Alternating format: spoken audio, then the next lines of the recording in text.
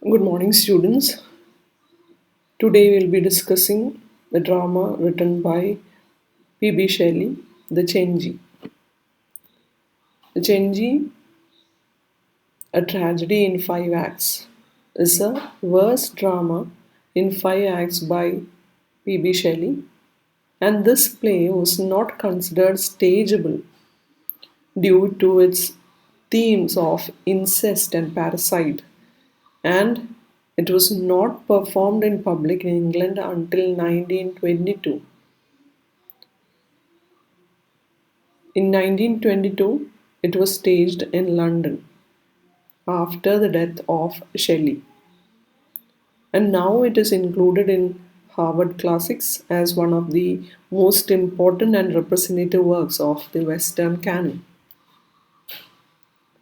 And as you know, the context of this story is based on a horrific tragedy which happened in 1599 in Rome, the story of a young woman who got executed for murdering her tyrannical father. It was a well known true event which happened in Italy. It was documented in Annali d'Italia, a 12-volume chronicle of Italian history written by Ludovico Antonio Muratori in 1749. So, this is the story, act by act. In Act 1, the play opens with Cardinal Camillo. So, this is a character which this author created for this story. He was not a real character in the true event.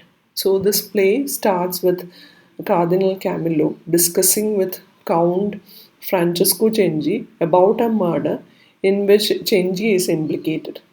And Camillo tells Cenci that the matter should be hushed up.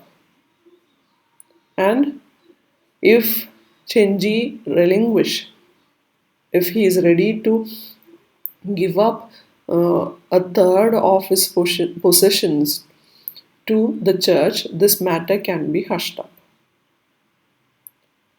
This Count Cenci, had sent two of his sons, one was Rocco and Cristofano, to Salamanca, which is a place in Spain, and he wanted to murder them. He sent these two of his sons in expectation that there they will die of starvation. So, how cruel this father is. And this count also has a virtuous daughter, Beatrice, the major character in this drama. Beatrice and her lover, Orsino. Orsino later becomes a priest. Still, even though he is priest now, he is still in love with Beatrice. And this Beatrice discusses with Orsino about giving a petition to Pope. To her need was to relieve this Cenci family from the Count's brutal rule. We see that Orsino, though the lover of Beatrice, he withholds this petition and reveals himself to be disingenuous, lustful for Beatrice and greedy. He resolves not to show the Pope her petition because he thought that uh, if Pope's order come, she will be married to someone else and he will not be left with a chance of winning her outside the wedlock. So he resolves uh, not to send the petition, not to take this petition to Pope.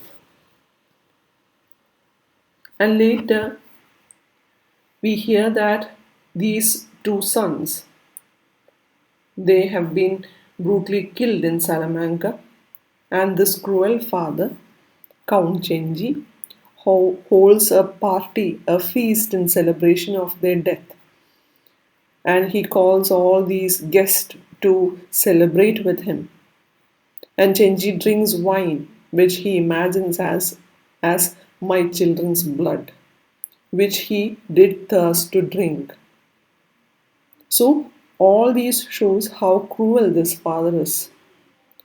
And during this feast, all these guests cannot believe their eyes, believe their ears, because there is this father who is celebrating the death of two sons. And during the feast, Beatrice begs all these guests to protect her family from this sadistic father, protect her stepmother, and her remaining two brothers from further cruelties at the hand of her father. Here, Chenji tells these guests that this girl is insane and he asks these guests to leave. And then he turns on his daughter, threatens her with a new cruelty, and orders her and his wife to accompany him to his castle. And all these guests, they are completely silent seeing this strange scene, because they were also afraid of this Genji's brutality and retribution. In Act 2, we see Count Genji tormenting Beatrice and her stepmother Lucretia, and he announces his plan to imprison them in his castle in Petrella. And later we see that a servant brings back Beatrice's petition, and she sees that it is unopened. And both Beatrice and Lucretia, they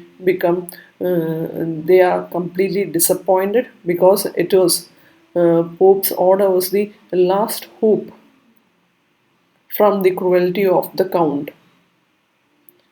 And then there is this Orsino who encourages Cengi's son, another son, Giacomo, who is also upset with the behavior of Cengi, because Cengi had appropriated Giacomo's wife's dowry. So Orsino encourages Giacomo to murder Cengi.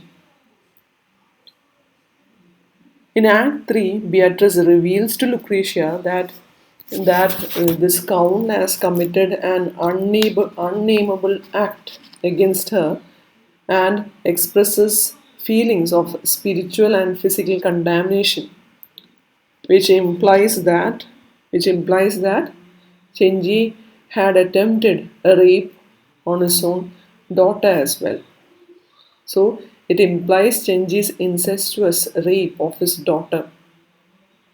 And Orsino and Lucretia agree with Beatrice's suggestion that it is right to murder Count Cengi. And after the first attempt at parricide failed, because Cengi arrives early, and later we see Orsino conspiring with Beatrice, Lucretia, and Giacomo in a second assassination plot. And Orsino suggests taking the help of two assassins. One is Marcio and the other one is Olympio. Once they were servants of Cengi who were ill-treated. So he proposes this solution to bring these two assassins to kill Cengi. And in Act 4, this scene shifts to Petrella Castle, where Count lives. We see Olympio and Marcio entering his bedchamber, and he sees them sleeping, but they are very hesitant to kill the sleeping Count. These two men are hesitant. Olympio reports that he cannot kill an old man in his sleep, while Marcio thinks like he hears the ghost of his own dead father speaking through the lips of the sleeping Cenci. So both are hesitant. There we see Beatrice snatches a dagger from them, and she says that she will kill her enemy, and that actually brings shame to both these servants. So they agree to kill Cenci. Olympio and Marcio then strangle the count and throws his body out of the room, out of the balcony, where it is entangled in a pine. And shortly thereafter, we see Savilla, a papal legate, coming with an order. He arrives with a warrant for the immediate execution of Cenci for his crimes. That is when this papal order comes to execute Cenci. And when Savilla and his followers come, they see Cenci being murdered. They ask for an investigation, and they seize Marcio, and these suspects, Marcio and Olympio, they are both taken for trial, and Marcio, under cruel torture, he confesses murder and he implicates the the presence of Cenci's family members too in this murder. And later we see that Lucretia and Giacomo, who were the other conspirators, they also confess their crime, but Beatrice refuses to do so. She swears to her purity and innocence, and at the end we see that all of these conspirators are found guilty and sentenced to death. And the other son of Cenci, that is Bernardo, attempts makes a last minute appeal to this Pope to have mercy on his family, and the uh, drama ends with this. Pope says they must die, and the play concludes with Beatrice walking stoically with a determination, and her final words are, "We are quite ready." Well, it is very well. So she reasserts her family leadership, comforting others, and even she comforts this distressed Camillo. So here ends the story of Cenci. So these are the themes explored in Cenci. The Cenci is considered to be Shelley's poetic tragedy about moral depravity. He believed that it is moral depravity which fostered tyranny. And it also treats Shelley's most favorite theme, that is, the moral imagination, as a faculty that awakens through its capacity to empathize with others, its sympathetic love which defeat despotism. But however, in this play, we see that Shelley completely renouncing what you see in all his poetical works, where we see a typical visionary idealism in all his works, where we see love conquering unjust power. Here, unlike all those other works, here he tries to present the realism as he sees it of a world in which victims of absolute power have no recourse to mitigating moral sympathies. The drama, which is in blank verse, it follows Elizabethan tragic form. These are the major themes. It reflects Shelley's romantic ideals, which were prevalent in all his other literary works. Critics have even drawn parallels between play's chief thematic concerns with that of Prometheus Unbound, where we see this hero in Prometheus Unbound. Prometheus is delivered from his bondage and mankind is freed from its shackles. Here we see the themes of conflict of good versus evil and humanity versus tyranny. But in choosing to seek revenge, we see that Shelley's heroine, that is Beatrice, employs evil for her own ends. Taking she, though takes revenge upon her father, she at the end we see that she is also taking on the characteristics of that tyrannical father. And a related theme in this play is that moral fortitude cannot be tarnished by actions of others, only by one's own actions and ethical choices. Here, critics have examined Beatrice as a tragic figure representing humanity suffering at the hands of unjust authority. We have this evidence of Shelley's radical and the authoritarian ideals working in Cenci as well. Here, he uses all those taboo subjects such as incest, parricide, which act as an implicit attack on every form of patriarchal authority. And through this play, which has religious undertones, he revealed his criticism against ecclesiastical hierarchy. We see that Orsino, Cenci, and the propensity of church to take bribe to absolve. We see that all those sins uh, of rich people are absolved, and church use this to increase its wealth. So basically, Chenji represents a conflict between moral directive and inner moral sense. Moral rules outside there and the inner moral sense.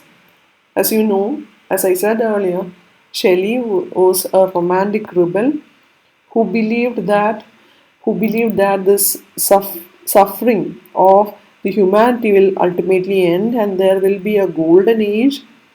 But he was also uncertain how to attain this end. And we see in Prometheus Bound there is this hero taking mankind to freedom. And we see in Prometheus Unbound, we see that human minds union with forgiveness, with the generated from the spirit of love. And this Tenji is his later work where Shelley becomes more mature, and when he becomes more mature, he loses that idealistic vision and he becomes aware of this bitter reality. So Beatrice is a rebel. His character, the major character in this drama, Beatrice is a rebel who is not delivered of her bondage, while in Prometheus Unbound we see the hero delivered from his bondage, while Beatrice is not delivered of her bondage to attain freedom. So this Chenji carries far more significant uh, themes. It warns all those dreamers, all those idealists, and all those rebels that it is not so easy to bring the millennium, that even the brightest, gentlest, and most innocent rebel may have to face the worst in reality in the course of fighting against the evils of the world. So we see Shelley talking about the potency and mystery of evil,